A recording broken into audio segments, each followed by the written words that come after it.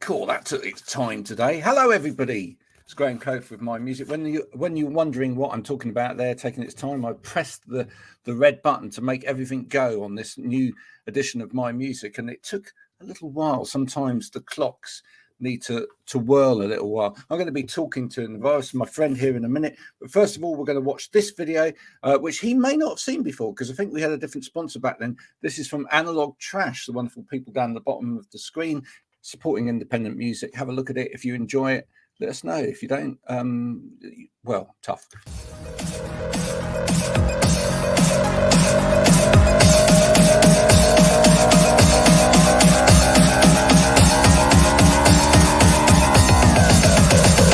Keep on, don't stop.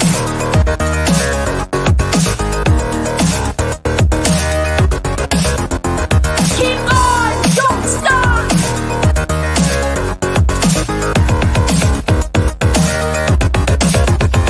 Keep on, don't stop.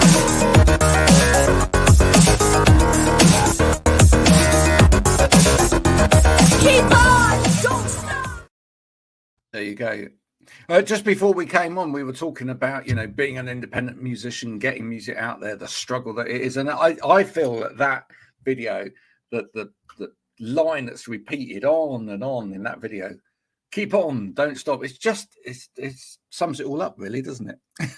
Yeah. I mean, my whole approach to music is it's not something that you like decide to do. It's something that you have to do. It's not like a job or a career. It's a life. And my parents were musicians, so for me, it's another generation, and there's no other option but to create and figure out a way to keep making it.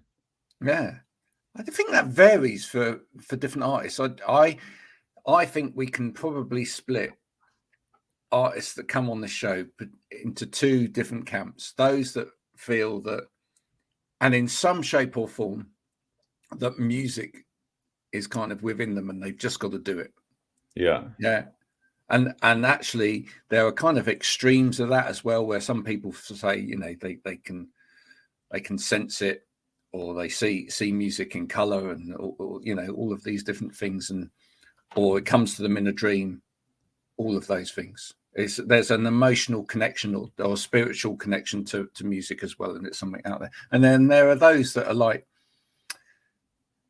I have learned to play music, I'm writing music, and kind of see it as a job as well. Right. Yeah. And I can't separate it off and say, well, one's right and one's wrong, because, there's some incredibly emotional pieces of music that have come from both. Yeah. And I guess ultimately it's down to the audience, and if a piece of music touches somebody, then does it matter where it came from in the first place? But yeah, it's interesting that there's that kind of different viewpoint on it. Yeah, I mean, especially in terms of original music, creating original music, it's something that is, if that's what you do, then that's something that you just have to keep doing. You do it until you're no longer on this earth, in my mind. Yeah. Don't you think actually that the sad thing about a lot of original music and originality in any art, right, is that unfortunately too often it's not until that person's moved on, yeah, shuffled off this mortal coil, that actually people start to appreciate it and go, do you know what? Looking back on that was amazing. That really pushed this forward. That really turned the tide on this. And it's like, suddenly it's too late. They've gone now. Well, in a way, it is more difficult. Like I play percussion in some cover bands, and I love doing it because the audience, they just love it. It's like, it's really interesting because I've been creating original music, and I'm having a really good experience with this latest album, Reverberations, in terms of original music. So I'm not complaining, because it's been a good run on the last 3 years creating original work with Bill Laswell and all. But prior to that, I did have experiences where I would try and, play nightclubs, play original music, and people like it. But then I played in some cover bands, some really good cover bands, playing percussion. And then you've got 50 people on the dance floor tearing it up, having a wonderful time, drinking happy. And I'm like, all right, well, they're happy. That's what they came for. They wanted to hear some songs they know, you know? Yeah. What do you get out of that when you do those things? I mean, because to some extent, playing other people's music at least gives you some idea of form and structure and where other people have taken things, and it hones a skill, Right. to an extent, because you have to, and it certainly can be quite helpful in terms of bringing musicians together sometimes that wouldn't have come together because there's some commonality there, Yeah. whereas if you just get together with a group of other people to create, there's nothing there to begin with, which is part of the joy as well. There's a dichotomy in all kinds of art and music, isn't there? That's the Yeah. wonderful thing about coming together in an empty space as 4 or 5 people that have never Right. created before, and then you create, is that Yeah. you literally pulling something out of nothing. But then there's a common language in a song that's Right. already there before, which allows you to immediately sort of gravitate to it with other people and start playing. So Yeah. It can be really special to do that with original music. Last Tuesday, a week from yesterday, we did kind of like a CD release celebration at Bill's studio in West Orange, and we had 9 people. And instead of doing like an album release at a nightclub, I didn't want to deal with. Right now, I've been a little bit of a recluse. I didn't want to deal with a venue owner I didn't want to deal with any of it. So we got together in the studio and we had 8 cameras running, like GoPros. Then my friend Michael Black, who's a great videographer, set up 8 cameras, and we had 9 musicians, and we played all of the songs from Reverberations. It was pretty special because we did no rehearsals and everybody had the CD. So I guess you're playing something that already has form and structure, and we played it live, but it took on its own a life of its own, and that will create media that will be coming out all year, I think. It was wow. pretty special. Yeah, it was pretty cool. How did this latest project start? What got it off the ground? Well, I had the album done. I don't have a lot of visual media around the album, and people like visual media. The videos I have are none of them are recent. So I just had the idea to do the release live in the studio. It was such a beautiful experience because you still had all the work to set up and sound check, a couple hours getting ready. You still had that anticipation to start playing, but I wasn't worried about a venue owner. And I love and respect the venue owners, and especially after the pandemic, I respect them, and I want to get back to that. But for me personally, as an artist, I wanted to deal with the music itself as the main thing. And I wasn't worried about, calling my best friends and being, hey, make sure you're at this show, or my uncle or whoever being, hey, show up here. It was like, I want to just play. And it was Yeah. really special because we were in a beautiful space and we captured it. So there'll be something cool that comes out of that. No, excellent. How did you get together the group of people that worked on this record? So it was everybody that played on the record except for Bill Laswell, because he's been dealing with some health issues. And if people are interested in that, the best way I suggest is to go to the Facebook page. If people want updates, he's doing a lot better, but I prefer that people kind of get updated that way. But we had Jonathan Marone, who was part of Groove Collective back in the day. Just a really great bass player. And he learned the material from the album, but he put his own spin on it. DJ Logic was there, Will Bernard, Peter Applebaum, Matt Dickey, who played on the record, Locatron on drums, myself. And we also had my good friend Angel Rodriguez, who was a great percussionist. And he brought Jojo Kuo, who played with Fela back in the day, who really just brought an incredible energy. So we had 9 people, played for about 90 minutes, 2 hours, 1 take each song, all live. Wow. And it was pretty special. So it was a fast process. Well, I mean, each song was probably like 10 minutes. When I looked it back, it was like each song we played almost consistently, it was like a 10-minute version. And then we actually only did 7 of the 8 songs on the record, but the 6th song was a 19-minute 19-minute version, which was pretty cool. It went in a lot of different places. So I see this as having like a life of its own, Yeah. moving forward. This is your prog rock album. Well, it was kind of like my I don't know, my CD release without just us. I don't know. We'll see. And Yeah. that's what you're saying about digital and media. For me to get that much interesting content that I can put out, it's something will come of it. When you're making music that isn't 30-second soundbite music, which is Yeah. what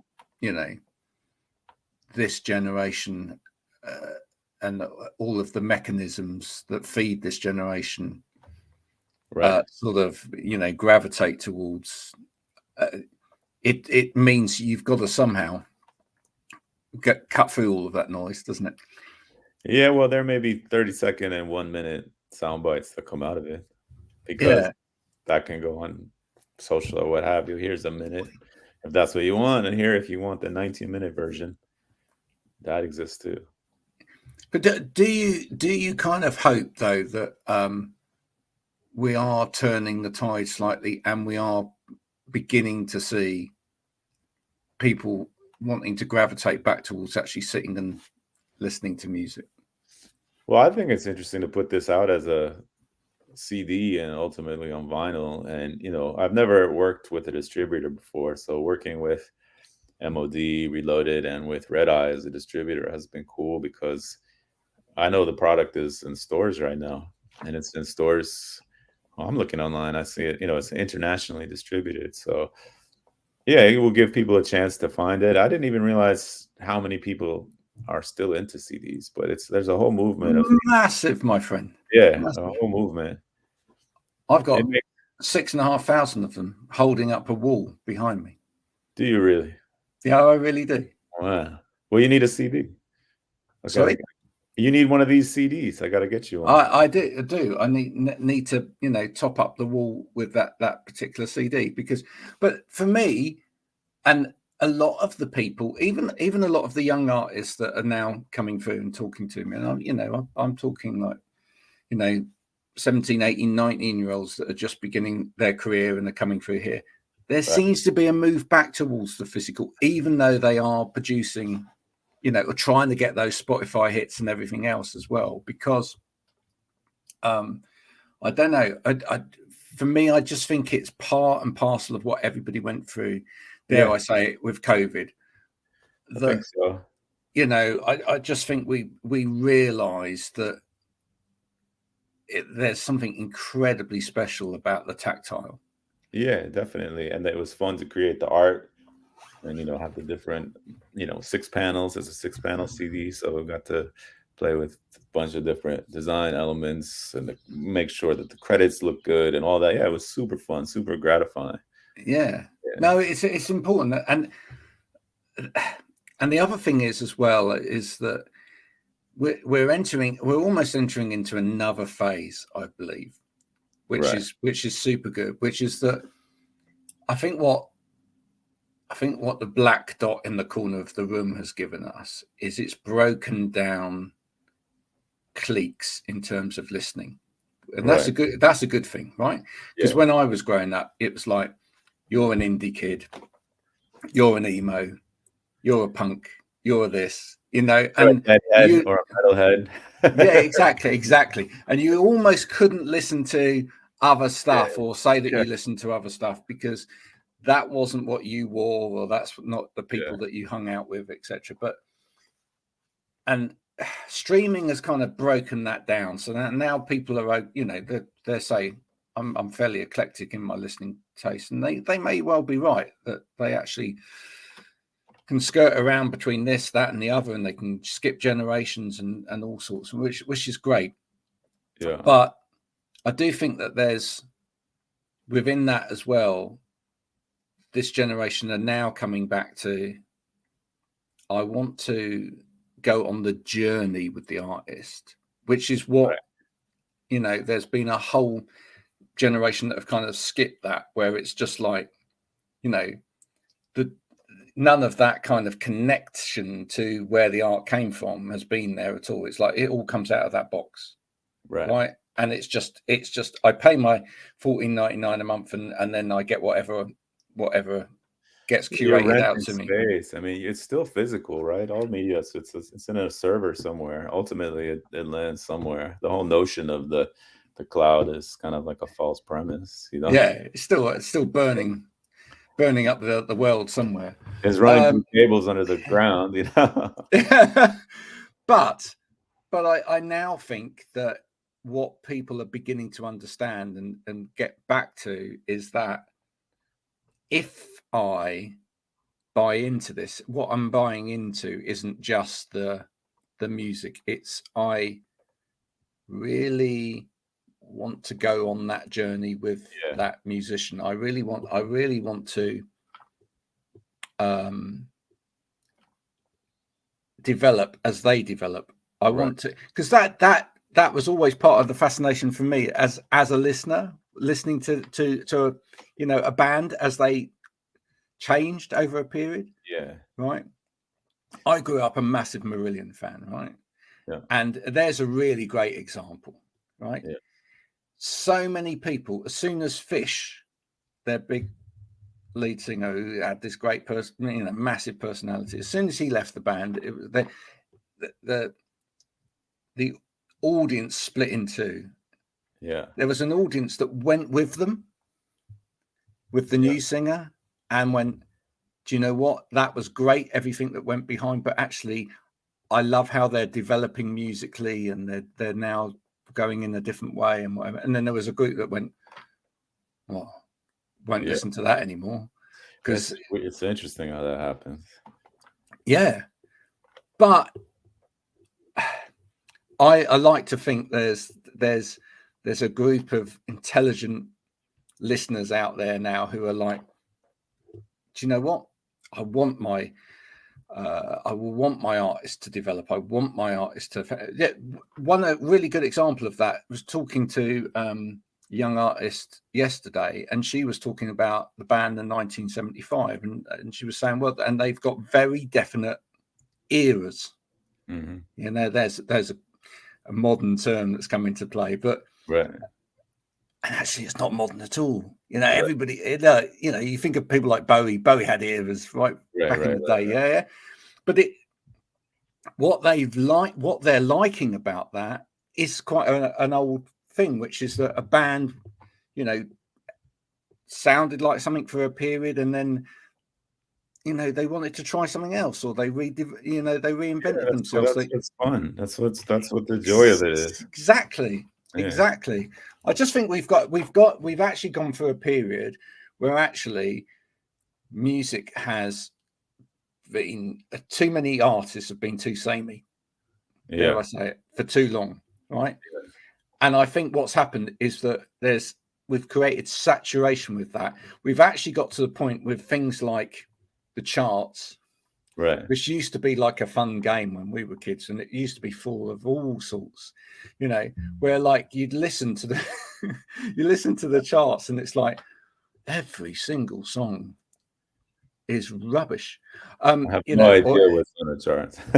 Yeah, exactly. But it's also like every single song is just like, you know, it's just fodder, and it doesn't. And there's no experimentation out there. There's nothing out there it's all just, you know, designed around, as I say, these 30 seconds and whatever else, and like, you know, and that's it.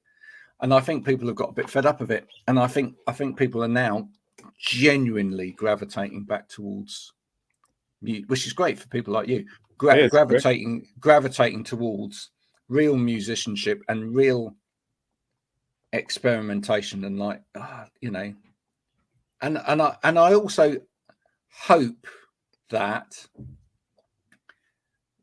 there's a generation coming through now that redevelop the ability to listen, Yeah. And when I say listen, I mean listen, not hear. Right. Because I think we've had a generation of people that just hear music. Right. It's there in the background, as opposed to I'm putting it on. I'm going to make the space. I'm going to take the time. I'm actually going to invest part of me in it. And that, I think, comes out of the fact that, again, over the last few years, we've suddenly switched on again in terms of our well-being. People realize that the importance of music to physical, spiritual, mental well-being in our lives, which, you know, when we commoditized it into a soundbite, didn't work anymore, right? Yeah, it was so funny. At one point, people were talking about the model and ringtones, and I was like, so you can't be serious. That's not why we're not here to create this for somebody's ringtone. But I do think that, yeah, ultimately, I think the industry will find its way, and I do have to separate kind of figuring how I fit into that with just trying to create original work. And it's been a good run. It's like Bill Laswell and I and a group of people, we've done 3 albums in 3 years. Each one has gotten a little bit more attention than the last. And so far, Reverberations is the one that's, it's only been out for 5 days, but it's had a nice response. I'm encouraged by it. And I think really to your point about physical, what will happen is, yeah, we can watch it emerging in terms of digital, but if people find it at these record stores, that's going to be exciting to me because it's sitting on racks right now. So yeah, and the other thing about that is that I hope there's a social aspect to that comes back as well, because yeah, I bet you met loads of people back in the day via a record store, didn't you? Yeah. Though, I never had a huge collection, partly because when I was young, didn't have the money. I didn't have money, and it's so interesting. I never was like I had friends with it, but I just knew that I wanted to put that money towards studio time or instruments or whatever. So I never had a huge collection, and to some extent, I was never like the best music listener when I was young, partly because I would start listening to a band or listen to something, and then I'd go to write, and then I would find that I sounded exactly like whoever I was listening to. So I had this philosophy that worked for a while and stopped working, where I wasn't actually going to buy any music. I was just going to hear what I hear. And it worked for a while in terms of trying to find an original voice. And then at a certain point, I realized that I needed to like just get in there deep and study the greats. And that has been more like the last 10 years of my life. I've kind of done the polar opposite of what I did when I was younger. But maybe it helped at that point at a certain, younger age, not to just listen to my favorite artists over and over again, because I just would start to write like them and sound like them. Yeah. That's actually sometimes the other way around from a lot of artists. Do you think? Yeah. I think a lot of artists probably, especially of our generation, probably, I know you're younger than me, but especially my generation probably would have. I have no idea. I'm 51. Yeah. So would have brought records and then Right. played them to death, because Right. that's how you had to access music, right? Yeah. Unless you actually physically had it, you didn't have it. Yeah. And you weren't going to. My dad worked for a TV spot. He was my parents were both musicians, and my mom was a great classical pianist, and my dad was an opera singer, really talented, both of them. But they did a billion things to make money, including my dad drove a yellow taxi cab when I was little. But he also had jobs like doing music for soap operas, and he had a job for a spot called Today in Music History, where they would say, today in music history, a certain thing happened. And part of his job was to go and like buy the album that corresponded with that day. Oh, wow. Yeah. So I'd like to look it up. I don't know what happened in the show. It was like, today in music history, Bob Marley did this. So he brought home, I remember he brought home a Madonna record. I remember he brought home a Wham record. And I remember he brought home Rastaman Vibration by Bob Marley. Wow. And that was the first time I ever heard Bob Marley. So my dad brought it home for this job. And I still have it. It's over there. So that was actually my first, by pure chance, my first record that I ever had. So I played that a lot. And then, my brother was playing 60s music all the time when I was little. And then my parents were playing classical music. And then in my neighborhood, like hip hop was emerging as I was growing up in New York. So there was a kind of organic just way that I heard music without going out and building this huge collection. But again, later I realized I needed to dig deep into catalogs, which I do now. So yeah, I'm probably backwards in a lot of ways on many things.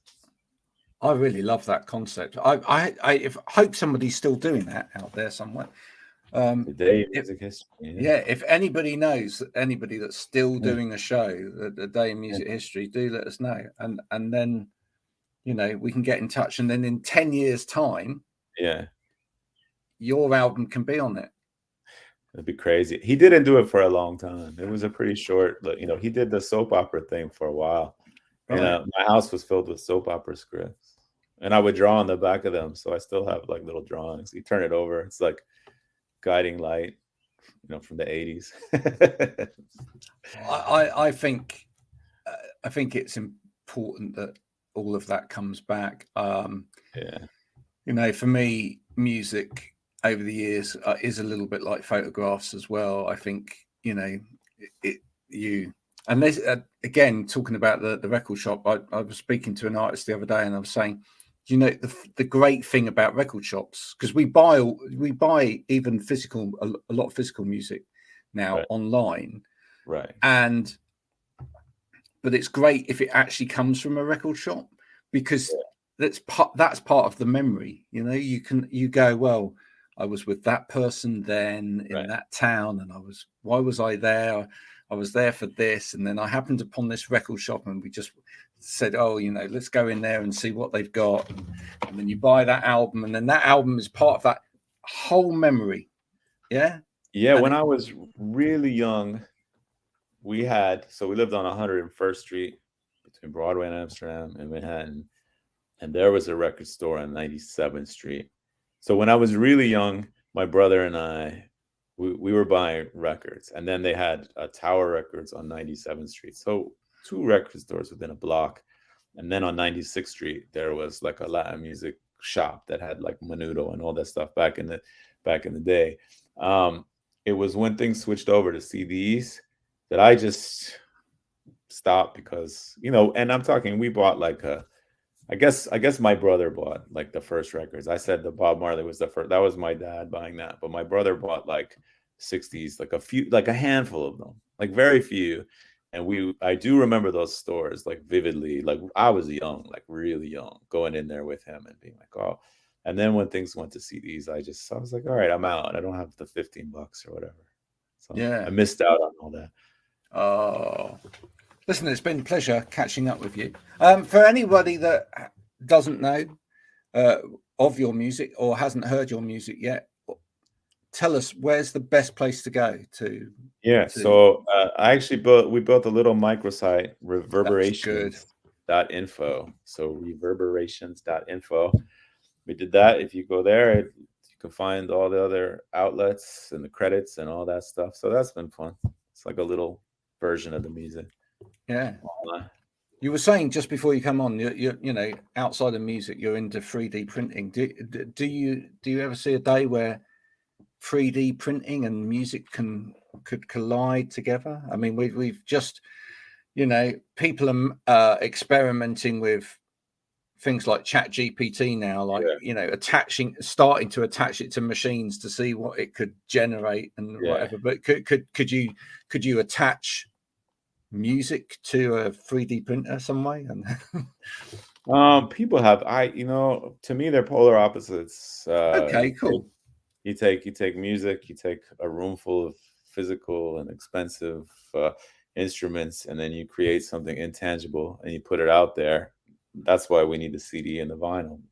And then the world, says it's free because it's intangible. And then with 3D printing, you do the opposite. You take a file, you take something, and then you make something physical. And so that was partly what I was experimenting with as a creative person, is like, all right, where's the value, and manifesting something digital into something physical. No one ever is like, give it to me for free. So I have a friend and we've been doing it. We got a little business going on the side. I guess I can't even say on the side. It's like a pretty healthy little operation. Would it be nice if one day you could just, like, you know, develop a little machine where you could just plug it in, and it's like you download your mastered files and whatever, and out comes a vinyl. Yeah. It would be pretty cool. That would be good, wouldn't it? Yeah. Straight on the record player. But there are people doing that, right? I mean, you can 3D print an out. You can. It's a super crude version, but you can 3D print something playable. People have done it, but it's not. Bad. It's bad. It's not a good version of it. If you could get it good, that would be great, wouldn't it? That would just. It's like art. It's like experimentation. Yeah, absolutely. Listen, my friend, thanks for coming on. Thanks for talking to me again. Yeah, absolutely. Pleasure as always.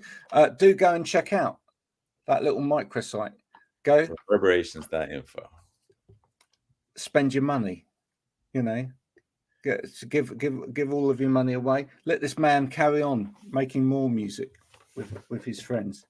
So you can go and enjoy it. If you've enjoyed this chat, please go and share it now with all of your friends. As I say every time, not because I want to become famous, because I don't really want that to happen.